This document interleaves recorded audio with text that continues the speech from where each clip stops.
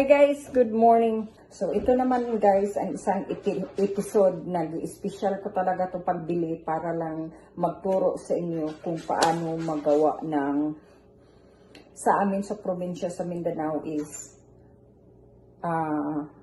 inasin na isda. Ewan ko sa sa English pa is salted fish.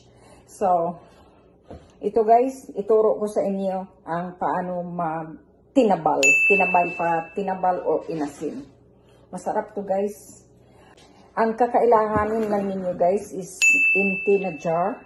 Empty. So, plain salt na naman. So, yun.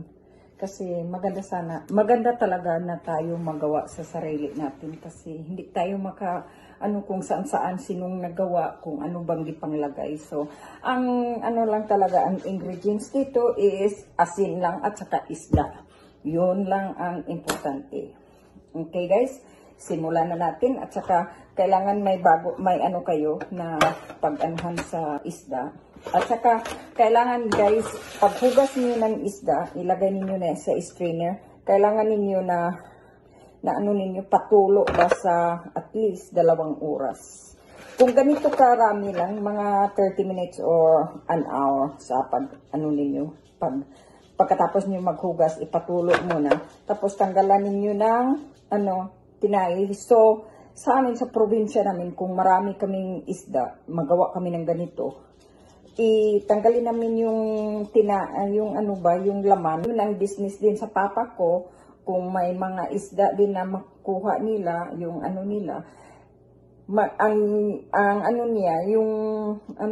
yung share niya na isda.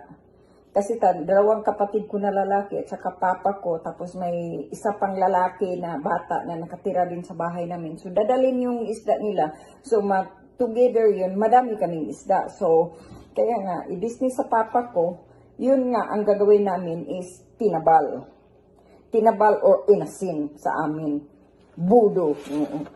So ngayon, yung Team Palarca, yung parents niya, si Dr. Palarca, ditiwala sa papa, sa sa mga palaisdaan nila sa amin.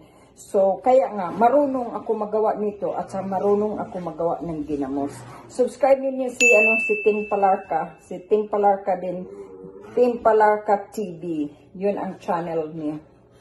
So, ngayon, kaya nga, para kaming tinuturing na family friend nila sa Palarca family. Kasi gawa nga, ang papa ko ang manager sa palaisdaan. So, anyway guys, so simulan na natin. Hindi na namin ipaligoy-ligoy pa ang istorya. Kasi, simulan na natin. So, 5 o'clock, gidipros ko na to kanina. So, kaya nga, hinugasan ko na siya. Tapos, yun. So, yun guys, magawa kayo ng anong available sa inyo na plato o dyan. Lang ninyo yung asin. Mga 1/2 cup of salt, plain salt. Pero mas maganda talaga yung sea salt. Kasi yun ang gamit namin sa Pilipinas, yung sea salt. Kasi parang wala to dati na wala to ang iodized salt or ganito na asin. So sa atin sa probinsya, lalo na sa probinsya talaga is sea salt ang gamit. Walang sea salt dito guys, mahal ang sea salt dito. So guys, mga 1/4 cup dito ninyo ilagay, pero ang lahat-lahat na ganito is ito mga kalahating kilo lang to na galunggong. So, ang 1/4, kibali 1/2 ang gagamitin ninyo na ganito. Tapos, ito naman, lalagyan ninyo ng asin ng kunti lang. Kunti sa ilalim. Ganyan. Okay, lagyan ninyo ng asin. Tapos ito, ilagay ninyo dito. Tapos siguruhin ninyo na dito sa banda, lalagyan ninyo ng asin at saka yung tinanggalan ng yung hasang, tawag dito sa inyo. Tapos ganyan ang itsura niya. Para talaga siya coated siya ng asin. Okay? At saka, ilagay ninyo dito, banda. Ganyan. Ano kami dito? Wala kayong problema guys kung lata na yung isda o paglinis ninyo na ano siya. Walang problema guys. Yan.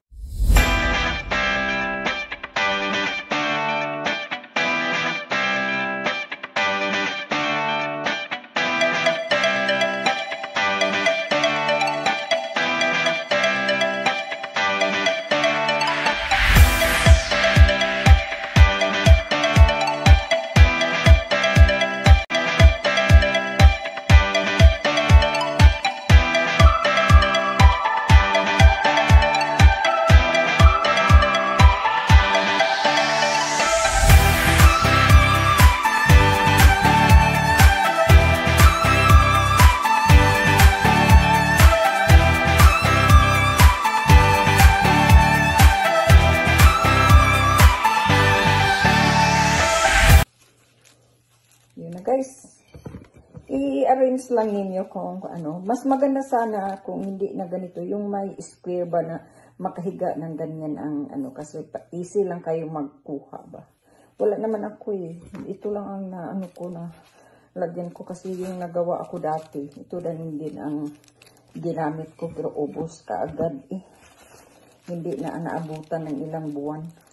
Kasi ito lang kung sa akin magkain ako dito. Ano talaga to, aabot sa akin ng 1 year. Pero, para na siyang ginamos. At saka itong remaining na, ano dito guys, asin, ilagay niyo sa, yan, para ba siya i-ano ninyo. Pwede na ninyo ito masaing, maluto, para kinabukasan. Sa, ano to guys, Thursday, magluto ako ng ganito. Pakita tayo, magmukbang tayo. So, yun na guys. Yun na. Finished product na yun, guys. Tapos, ito na. Yan na. Tapos, isirado lang yun ng maigi. So, yan. Yun na ang ano. Maski anong klaseng isda. Basta, huwag ninyo kalimutan na i-ano muna ninyo. Pagkatapos nyo maglinis, ilagay ninyo sa strainer. Ganito 1/4 is 1 hour, at least 1 hour ninyo ipatulo. Tanggalin ninyo yung ano, pero huwag ninyo magtulo lang siya sa sarili niya. Tapos, ganyan na. Ganyan talaga ang itsura, may asin. Kasi kung kunti lang ang asin nila ilagay, hindi na inasin. Kaya nga tinawag siya na inasin or budo or salted fish. Kaya nga tinawag kasi para masalted siya. Pero kung kulang lang ang asin niyo, no seems to be tawag na inasin. Kung kunti-kunti lang ang asin ang tawag ninyo.